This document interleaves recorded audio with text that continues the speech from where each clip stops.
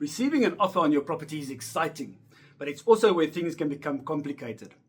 In this video, I'm going to explain what to look for in an offer, what your legal responsibilities are, and how to navigate the negotiation process wisely. I'm Andre Forster from eXp Realty. My wife Lydia and I have been in real estate since 2005, helping people in Cape Town's northern suburbs buy and sell with confidence. When you receive an offer on your property, the temptation is often to focus only on the price. But there's much more to a successful sale than just the number on the first page of the contract.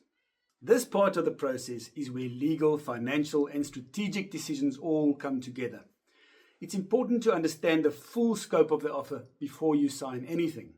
Let's break it down. Firstly, you need to understand the full offer, not just the price. So a written offer, or OTP, offer to purchase, will include the purchase price that's offered, also the deposit amount if applicable, then the occupation dates and whether there's occupational rent that applies. Then, of course, whether there are any suspensive conditions such as bond approval or the sale of another property that has to happen. Then, of course, the validity period of the offer, and then any fixtures and fittings included or excluded from the sale. It's important to review each of these with care and to ask questions if anything is unclear. Secondly, you must disclose known defects. As the seller, you have a legal duty to disclose any known defects. These should be documented in a property condition report, which becomes part of the sale agreement. This not only protects the buyer, it also protects you as the seller from potential future claims. The buyer still purchases the property foot stewards or as is, but known defects that are not disclosed up front can lead to disputes later on, and you as the seller can definitely be held liable. Thirdly, you need to understand your rights as a seller. You are not obligated to accept an offer, even if it's close to your asking price. If the offer doesn't meet your expectations, or if the offer conditions are not quite acceptable, you can do various things. You could reject the offer outright. Otherwise, you could make a counter offer, adjusting the price or terms.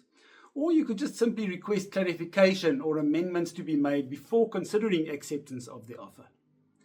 Once you sign, however, you are legally bound to those terms. That's why it's essential to be sure and to feel properly advised before accepting an offer. Negotiation is normal and healthy. Buyers will often offer below marketing price as a starting point. Don't be discouraged by this. Negotiation is part of the process. What's important is to assess the overall strength of the offer, including how quickly the buyer can proceed and how flexible the other terms are.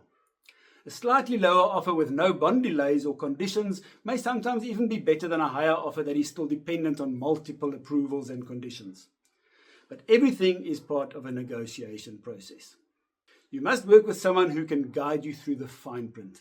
A skilled estate agent should explain every clause of the OTP to you, guide you on where you have negotiating power, and help you respond in a way that protects your interests while keeping communication constructive with the buyer. Offers can feel overwhelming, especially when timeframes are tight or emotions are high. That's why it's important to have calm, experienced support during this stage. In the next video, I'm going to talk about how to handle multiple offers and what your rights and options are in that type of a scenario. If you're considering selling, I'd love to answer your questions and discuss your options. In the meantime, take care, stay safe, and God bless.